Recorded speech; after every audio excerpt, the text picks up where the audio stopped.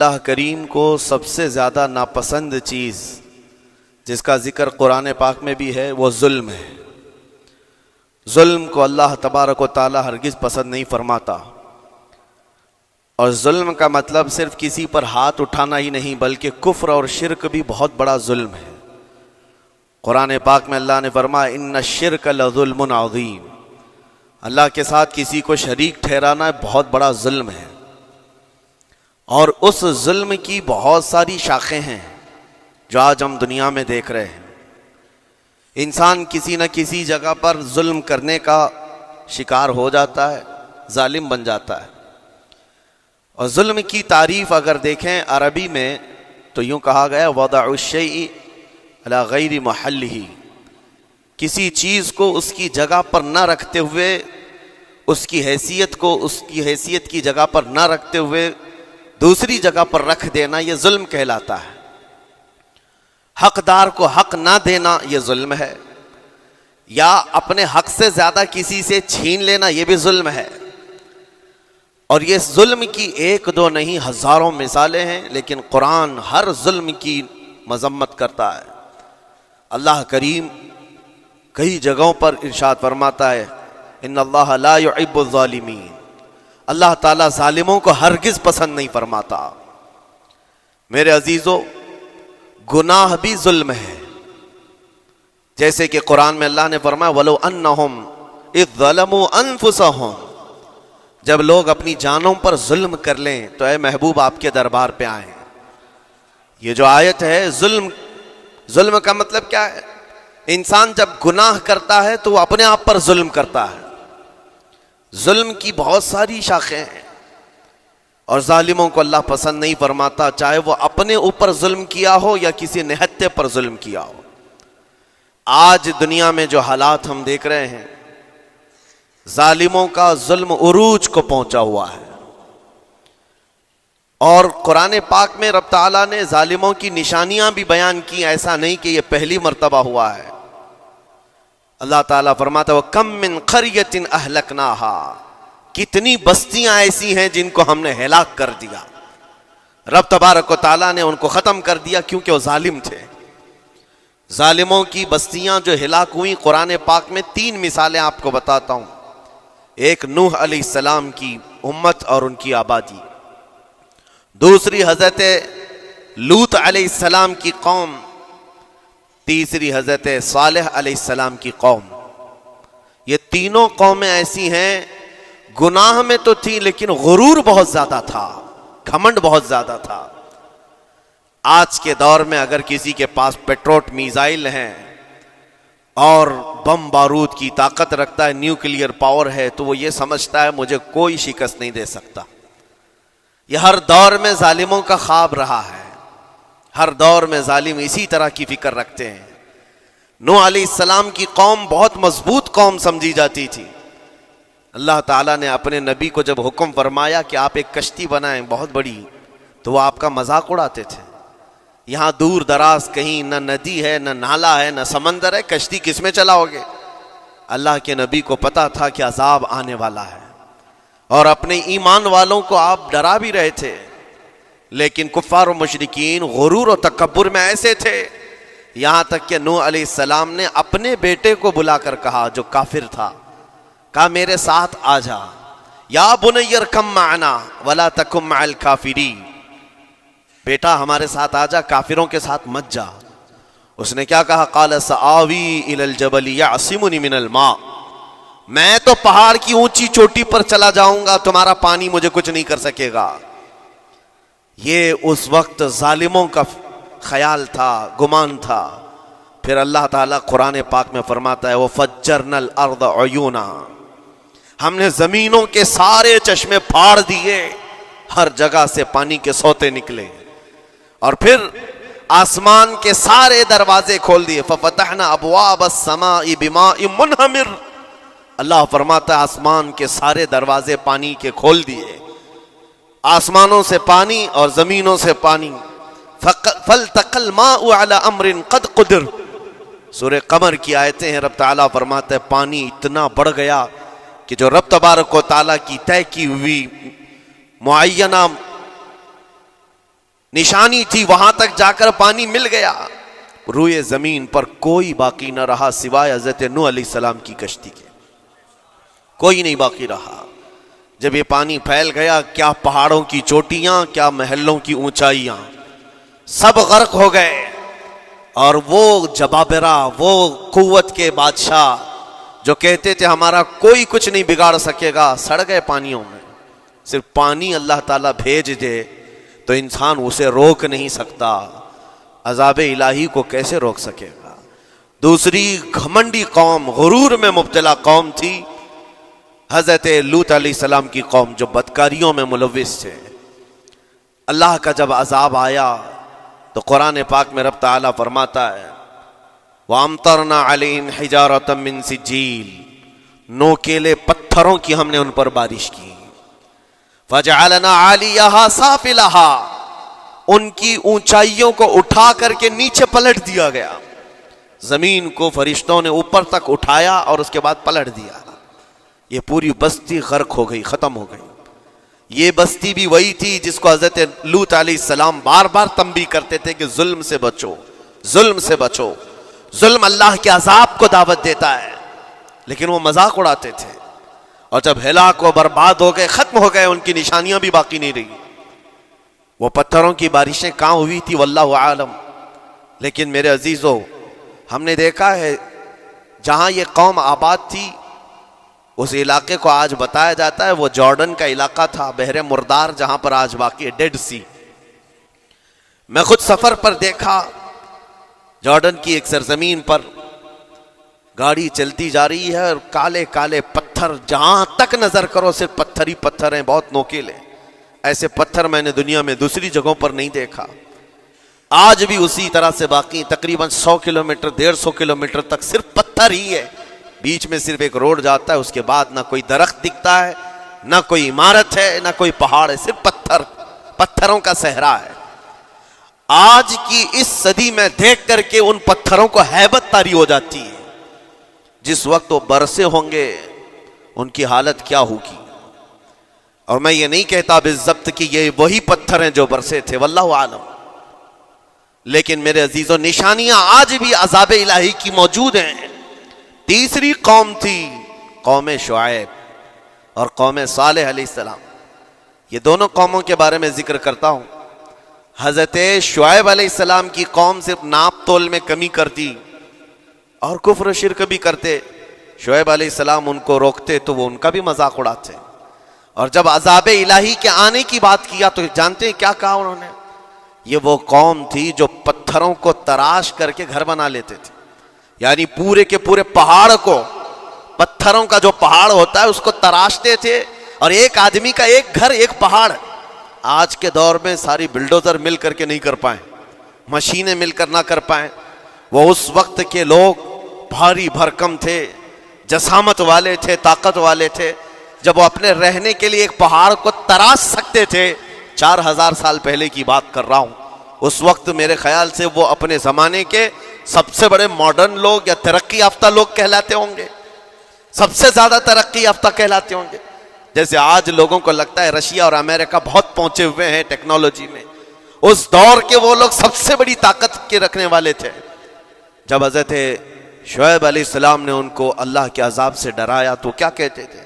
عذاب وہی نا جو نوح علیہ السلام کی قوم میں آیا تھا، بارش آ گئی تھی، زمین سے پانی نکل گیا تھا تو پانی بہت ہو گیا تھا، یا پھر وہ جو لوط علیہ السلام کی قوم پر آیا پتھروں کی بارش، یا پھر ہواؤں کا عذاب۔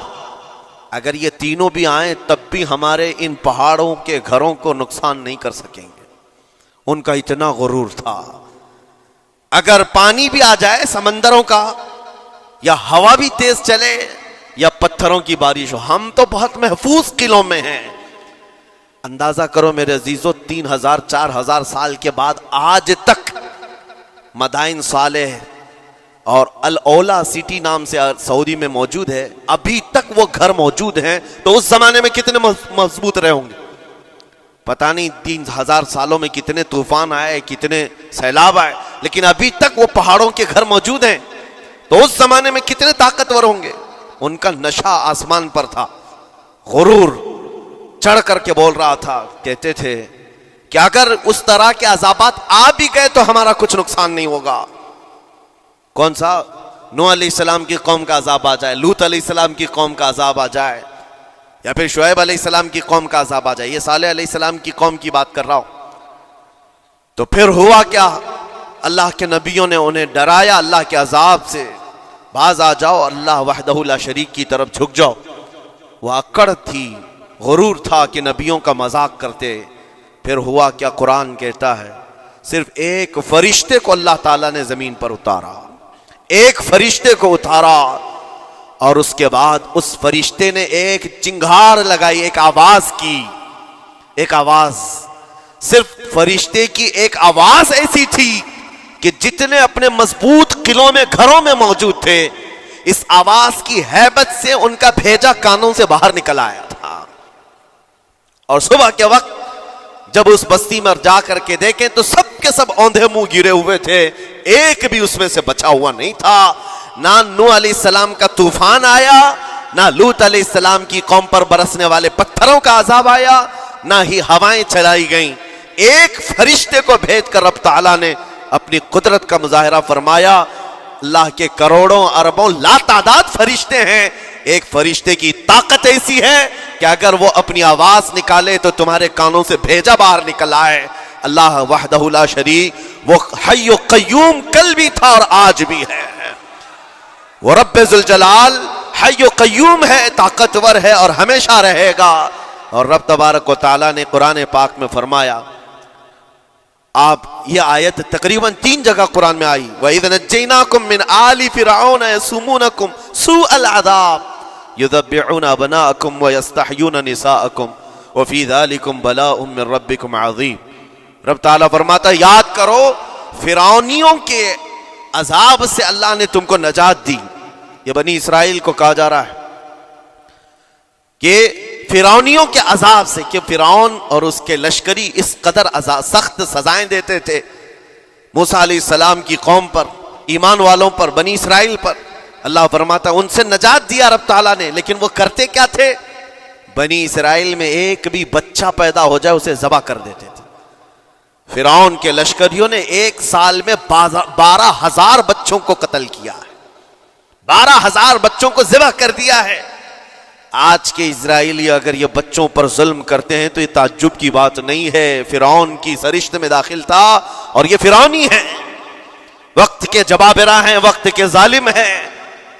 12,000 بچوں کو قتل کر دیا تھا فرعون اور اس کے لشکریوں نے، اور عورتوں کو زندہ چھوڑ دیتے تھے۔ قرآن میں اللہ تعالیٰ نے فرمایا 3 جگہ آئی آیت، لیکن اس کے ساتھ رب تعالیٰ یہ بھی فرماتا ہے یہ سخت ترین سزائیں دیتے تھے فرعونی، اللہ نے ان سے تم کو نجات دیا، لیکن یہ سزائیں کیوں دیتے تھے، یہ عذاب کیوں تھا؟ وَفِي ذَلِكُمْ بَلَاءٌ مِّن رَبِّكُمْ عَظِيمٌ، یہ ہے فرمان اللہ کا۔ یہاں میں یہ ٹکڑا اگر بیان کر دوں تو آج آپ کے دلوں کے اندر ایک یقین پیدا ہو جائے گا آج کے حالات کے مطابق فرعونیوں کا اس قدر سخت عذاب کیوں تھا۔ رب تعالیٰ فرماتا ہے اے مومنو، ان تمام معاملات میں اللہ کی طرف سے تمہارے لیے بڑا امتحان تھا، یہ امتحان تھا اور وہ امتحان آج بھی ہے اور ہر زمانے میں رہے گا۔ ستیزہ کار رہا ہے ازل سے تا امروز، شرار ابو لہبی سے چراغ مصطفی، ہر زمانے میں حق و باطل کے معرکے ہوتے رہیں گے۔ لہٰذا آج کے دور میں یہ سب حالات جو پیدا ہوئے، مسلمانوں کو، مومنین کو ذرا برابر بھی نروس ہونے کی ضرورت نہیں۔ تم جس دین سے وابستہ ہو، اس دین کی حفاظت کا ذمہ اللہ نے اپنے ذمے لیا ہے۔ یریدون لیطفئوا نور اللہ بافواہہم، قرآن میں اللہ فرماتا ہے کفار و مشرکین اپنے منہ کے پھونکوں سے اللہ کے اس چراغ کو بجھانا چاہتے ہیں، اللہ اپنے اس چراغ کو مکمل کر کے رہے گا۔ یہ اسلام نور الہی ہے، اللہ کا نور ہے اور اس کو صبح قیامت تک رہنا ہے، اور ہم جیسے اور بھی آئیں گے اس زمین پر اور آئیں گے جاتے رہیں گے، یہ آبادیاں ہیں بدلتی رہیں گی، خدائی قانون ہے، لیکن اسلام نہ کل بدلا تھا، نہ آج، نہ قیامت تک بدلے گا۔ ہم سب کا امتحان ہے میرے عزیزوں، ہم سب کا امتحان ہے، لیکن ان حالات میں مومنین کو کرنا کیا چاہیے؟ انہیں اپنے ایمان کو مضبوط کرنا چاہیے. کبھی کسی کے اڑتے ہوئے چھیٹڑے اور ٹکڑے دیکھ کر تمہیں مایوس ہونے کی ضرورت نہیں. اب ہمارا مستقبل کیا ہوگا؟ میرے عزیزو، آج جو حالات ہیں یہ حالات کربلا سے زیادہ سخت تو نہیں ہیں. آج فلسطینیوں کو ہم نے دیکھا 6 ماہ کے سال بھر کے بچوں کو سینے سے لگا کر کفن لپیٹ رہے ہیں. ان ماؤں کی کیا کیفیت ہوتی ہوگی؟ کبھی کبھار چھوٹی سی کلپ میں دیکھ کر کے آنکھوں سے آنسو بہ پڑتے ہیں. انہوں نے اپنے ہاتھوں سے نہ جانے کتنے بچوں کو ایک دن میں دفن کر دیا.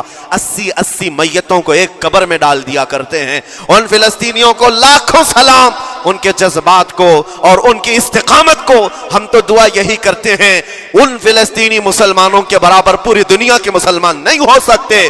ہم تو ایک ناشتے پر صبر نہیں کر پاتے، وہ اپنے 10 بچوں اور خاندان والوں کے کٹے ہوئے چھیٹڑوں پر بھی کہتے ہیں اللہ ہمارے ساتھ ہے. ساری مصیبتیں دیکھ کر کے بھی وہ کہتے ہیں اللہ ہمارے ساتھ ہے. ان کے گھر اڑا دیے گئے، تباہ کر دیے گئے، راکھ میں بدل دیے گئے. اور نیوز اینکر یہ دجالی میڈیا وہاں جا کر کے ان کے زخموں کو کھرید کر کے پوچھتا ہے تمہارا مال کیسے آئے گا، تمہارا گھر کیسے چلا گیا. لیکن ان حالات میں بھی وہ مسکرا کر کہتے ہیں اللہ نے دیا تھا، پھر اللہ ہے اور اللہ دے گا. ان کے ایمان کے برابر ہم نہیں ہو سکتے. لیکن میرے عزیزو، پوری دنیا کے مسلمانوں میں اس مسئلے نے آج ایک اتحاد کی فضا قائم کی ہے. اگر ہمارے درمیان آج بھی اتحاد نہیں ہو سکتا تو پھر میرے عزیزو، شاعر نے سچ کہا تھا جگہ جگہ کے تھک چکے ہیں تمہیں یہ ہنگامے، نشاط لذت خواب گراں بدل ڈالو. غلط روی سے منازل کا بعد بڑھتا ہے، مسافر و روش کارواں بدل ڈالو.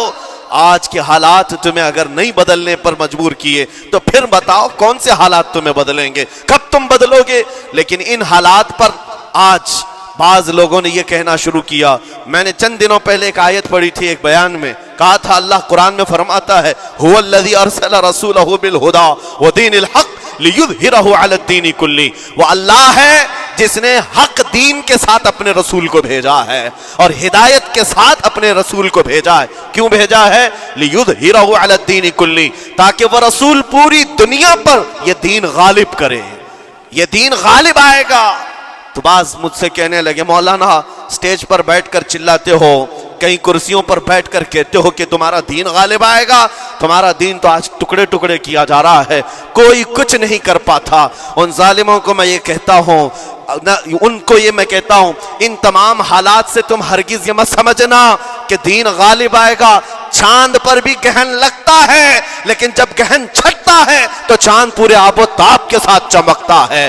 آج اگر امت مصطفیٰ پر گہن لگا ہے تو میں اپنے ان تمام نوجوانوں سے جو ابھی ان فوان شباب میں داخل ہوئے ہیں، ابھی یہ دنیا کو دیکھنے کے قابل بنے ہیں، میں ان سے کہتا ہوں ان آندھیوں سے، ان طوفانوں سے گھبرا کر کے نہ تمہیں دین بدلنے کی ضرورت ہے، نہ تمہیں اپنا مسلک و مذہب بدلنے کی ضرورت ہے. بلکہ میں یہ کہتا ہوں نہ گھبراؤ مسلمانوں، ابھی خدا کی شان باقی ہے، ابھی اسلام زندہ ہے، قرآن باقی ہے. یہ ظالم کافر کیا سمجھتے ہیں جو روز ہم سے الجھتے ہیں؟ ابھی کربلا کا آخری میدان باقی ہے، ابھی تو کربلا کا آخری میدان باقی ہے.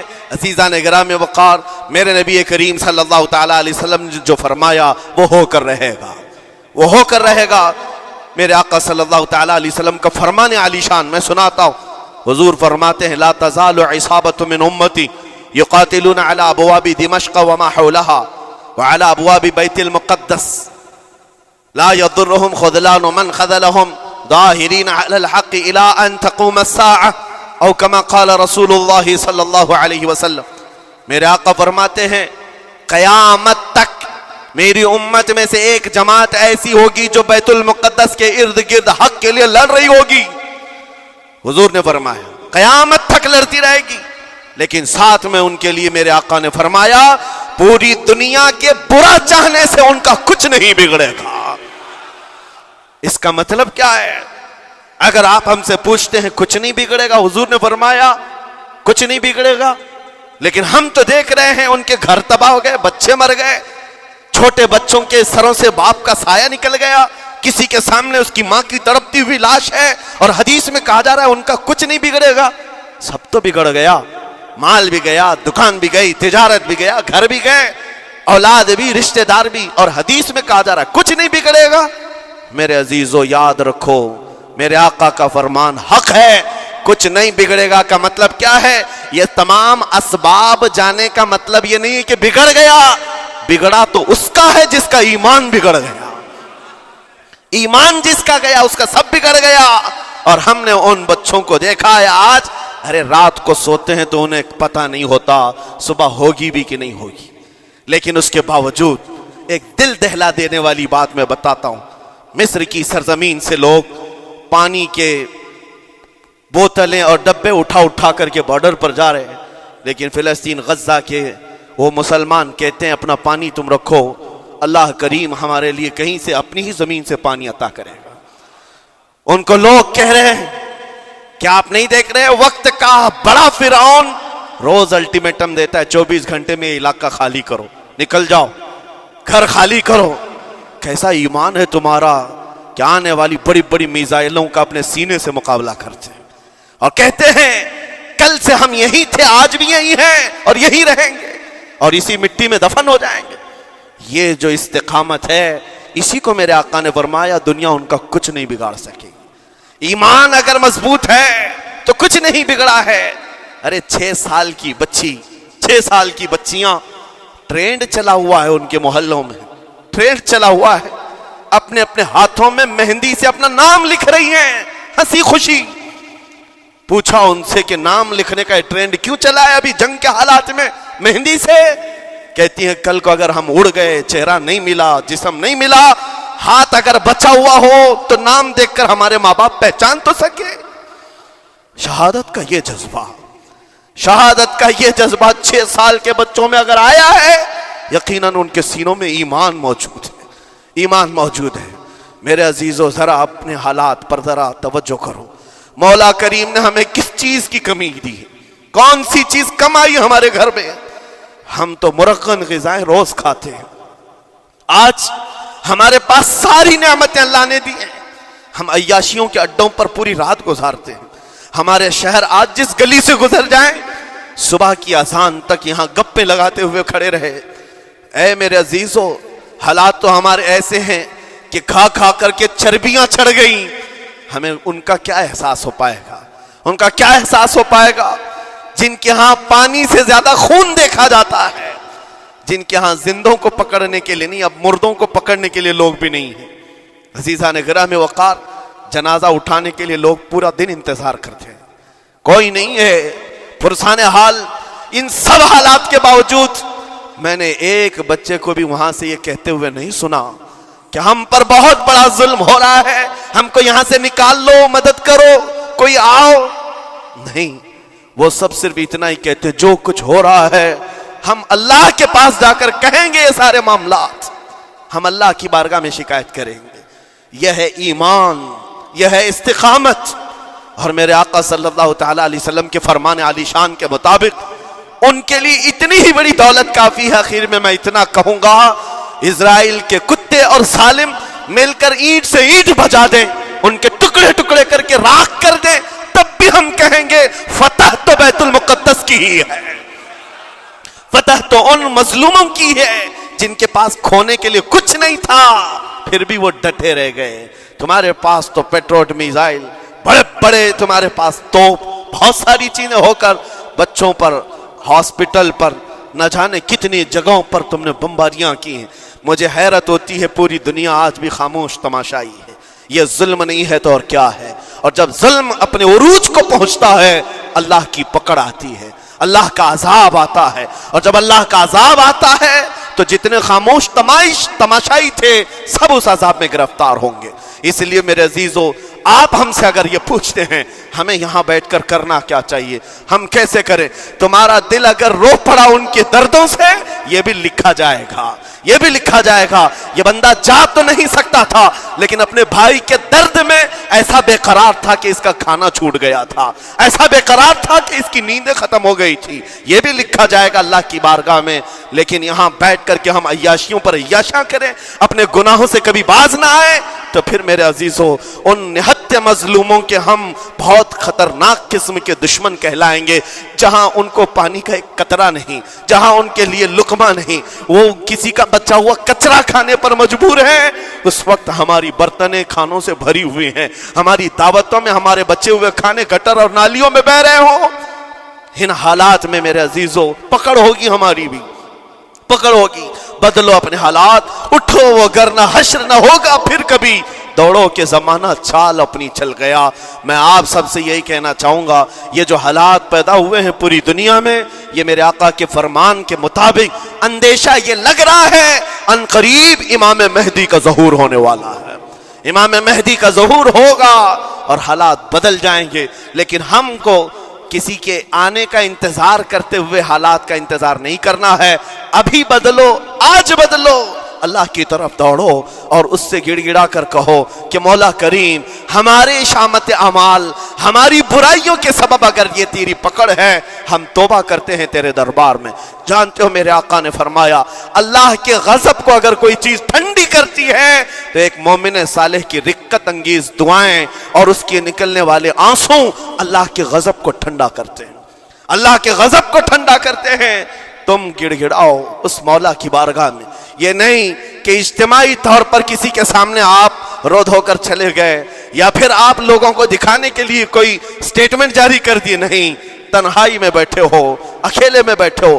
جیسے کہ کل ایک بہت اچھی چیز میں نے دیکھی تھی، ہمارے علماء نے اعلان کیا تھا پوری دنیا مل کر کے جمعرات کا روزہ رکھے، اس لیے کہ روزہ اللہ کو پسند ہے، اور افطار سے پہلے اگر کوئی دعا کرے، اول دعا ہماری ان مظلوموں کے حق میں ہو، ان ظالموں کے خلاف ہو، مظلوموں کی مدد کے لیے ہو، یقیناً اللہ کی مدد آئے گی، اور آئے گی کیونکہ قرآن بار بار کہتا ہے الا ان نصر اللہ قریب، آگاہ ہو جاؤ، بے شک اللہ کی مدد بہت قریب ہے، اللہ کی مدد بہت قریب ہے۔ عزیزان گرامی وقار، میں انہی تمام باتوں سے اپنی گفتگو کو آج سمیٹتا ہوں۔ آج کے ان حالات میں آپ کی ذمہ داری ہے اپنے ایمان پر مضبوطی سے جمے رہو، استقامت۔ بعض لوگوں کو آج یہ لگتا ہوگا کہ وہاں حالات بگڑے ہیں تو یہ مسلمان کیا کریں گے، کیا کریں گے، ہم کیا کرنے والے، ویسے ہی ہم ختم کیے جا چکے ہیں، ٹکڑے کیے جا چکے ہیں، ہم کچھ کرنے، بس تم اپنی زندگیاں بدلو، نشہ سے باز آ جاؤ، اور جتنے خرافات ہمارے محلوں میں آئے اس سے نکالو۔ اللہ کا عذاب آتا ہے، اللہ کی رحمتیں روٹ جاتی ہیں۔ ایک بار ہم بدل لیے تو مولا کریم اپنی رحمتوں کے سائبان فرما دے گا ہم پر، اور بس ہماری تمنا یہی ہے۔ اللہ کریم کی بارگاہ میں دعا ہے، قدیر و جبار خدا کہنے سننے سے زیادہ ہمیں عمل کی توفیق عطا فرما۔ اے رب کریم احسن الخالقین، ہم سب اپنے گناہوں سے سچی توبہ کرتے ہیں مولا، ہمارے گناہوں کی وجہ سے اگر تیری سخت پکڑ ہے تو مولا تو اپنے غضب کو ٹھنڈا فرما دے، تو اپنے غضب کو ٹھنڈا فرما دے مولا، تو اپنے غضب کو ٹھنڈا فرما دے۔